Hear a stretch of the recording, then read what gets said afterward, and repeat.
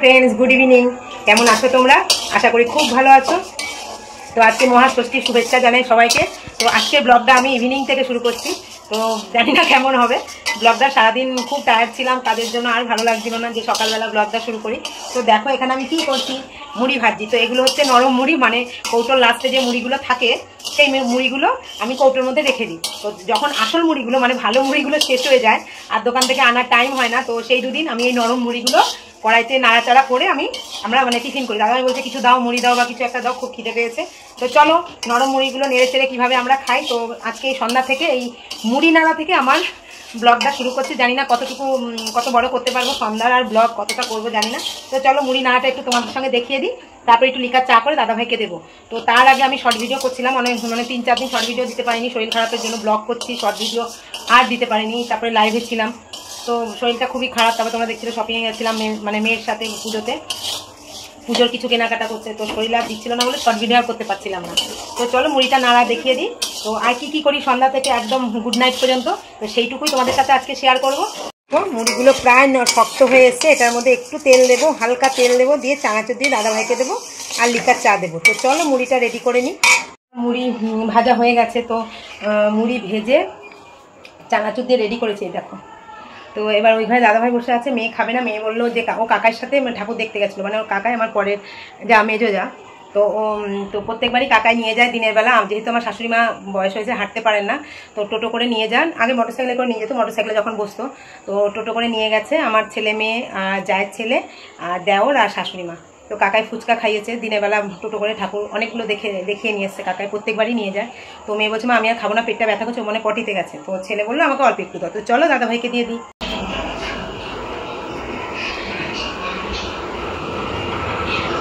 কিরে ঘুমিয়ে পড়লি? ঘুরে আর ভাল লাগছে না? নে, যদি ভালো না লাগে সবটা খাস না। জল খেয়েছিস? হ্যাঁ, ঘুরে টায়ার্ড লাগছে?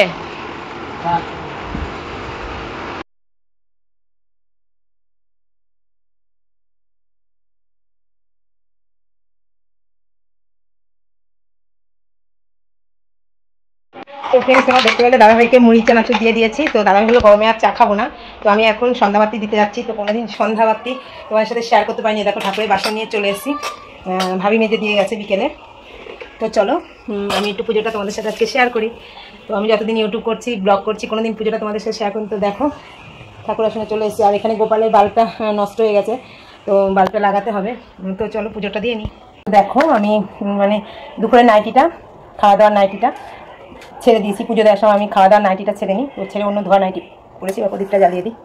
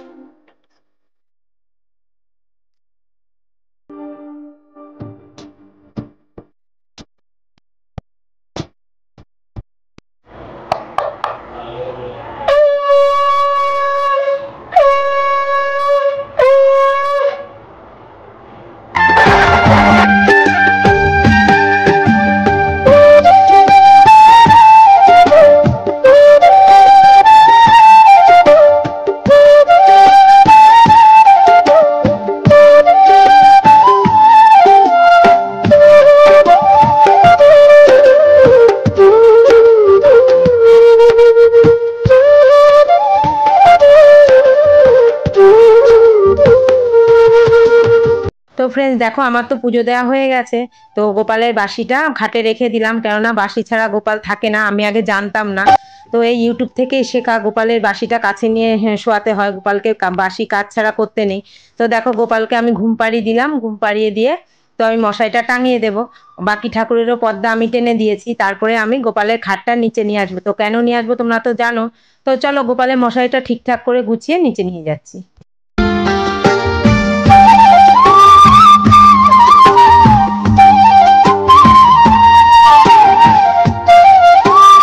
সন্ধ্যা টিফিন করে টোরে চলে আসলাম, তোমরা দেখতে পেলে। তো সন্ধ্যাবেলা আজকে কি টিফিন করা হয়েছে, তো সন্ধ্যা সন্ধ্যাবাতি দিয়ে মানে দাদাভাইকে দিয়ে সন্ধ্যাবাতি দিয়ে আমি চলে এসেছি, আমিও খেয়েছি। তো আমার খাওয়াটা শেয়ার করলাম না।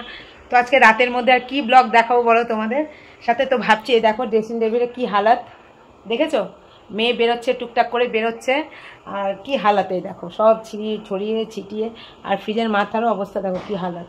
তো এটাই আজকে আমি অনেকদিন পর ড্রেসিং টেবিল ক্লিন করা হয় না, তো সবই ক্লিন মোটামুটি তোমাদের সঙ্গে শেয়ার করি। ড্রেসিং টেবিলটাও করি কিন্তু সেটা শেয়ার করা হয় না, হুটোপাটা করে করি। তো চলো আজকে ড্রেসিং টেবিলটা ক্লিন করে নিই। তো এটাই তোমাদের সঙ্গে শেয়ার করবো। আর রাত্রিবেলা কী ডিনার হয় একদম সিম্পল মাথায় নিয়েও নিয়েছি, তো ওটা করেই আজকে ব্লগটা আমি শেষ করবো। তার জন্য দেখতে হবে পুরো ব্লগটা তোমরা দেখো, মানে এইরকম মানে সন্ধ্যাবেলা ব্লগটা আমি কোনো দিন দিই না সন্ধ্যা থেকে। তো সন্ধ্যা থেকে আর মেয়েদের আর কী কী কাজ থাকে বলো, বেশিরভাগ মেয়েরাই বসে রেস্ট নেয়। তো চলো ড্রেসিং টেবিলটা ক্লিন। তারপর দেখো আমি গোপালের কাজটা সেরে আমি ড্রেসিং টেবিলে চলে এসেছি, গোপালকে শুয়ে দিয়ে টিফিন খেয়ে ড্রেসিং টেবিলে চলে এসেছি। তো তোমাদের মোটামুটি সব কিছুই ক্লিন দেখায়, তো আমার ড্রেসিং টেবিলটা তোমাদের সঙ্গে শেয়ার করা হয় না, কিন্তু ড্রেসিং টেবিলটা তো খুব একটা আমার ভালো নেই, মোটামুটি কাজ চলার মতো। যেহেতু আমার অনেক দিন বিয়ে হয়েছে ড্রেসিং টেবিলটা নষ্ট হয়ে গেছে, মোটামুটি ওই কাজ চলার মতো আছে আর কি। তো চলো সেটা নিয়েই আমরা থাকি, সেটাই গুছিয়ে গাছিয়ে রাখি মুছে টুছে।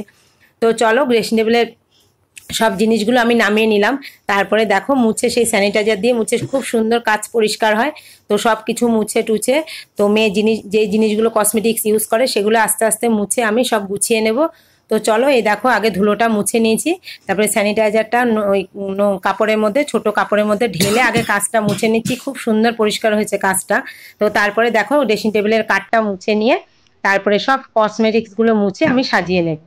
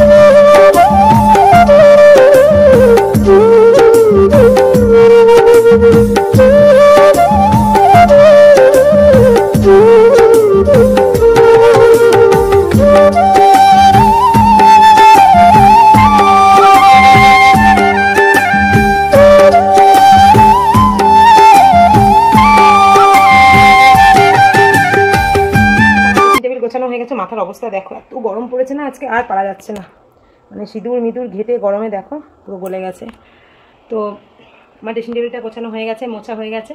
আর ফ্রিজের মাথায় দেখো কাগজগুলো আছে, ফ্রিজের মাথায় যে তোয়ালেটা ছিল তো ওটার মধ্যে যে হাবিজাবি ছিল মেয়ে রাখে ছেলে রাখে, হাজারবার বলেছি ফ্রিজের মাথায় কিছু রাখিস না, তবুও শোনে না কথা, একার কথা শুনে মা যতদিন আছে করি আর কি বলো। তো চলো ড্রেসিং টেবিলটা পরিষ্কার হয়ে গেছে, ক্লিন হয়ে গেছে। তো একটু তোমাদের সঙ্গে দেখিয়ে দিই, তারপর আমি ওই দেখো রান্নাঘরে লাইট জ্বলছে দেখতে পাচ্ছ, তো ওখানে যাবো আজকে। আমি রাতে মানে দুপুরে আজকে বেশি এরকম কিছু রান্না করিনি, বললাম না মানে দুদিন ধরে এত গরম আর পরপর কাজের চাপে না আর ভালো লাগে, মানে রান্না দেখলে আমার মাথায় মানে জল উঠে যাচ্ছে। তবু রান্না তো করতেই হবে, মেয়ে মানুষদের বলো, রান্নার জ্বর উঠুক আর কাশি উঠুক অবশ্যই করতে হবে রান্নাবান্না।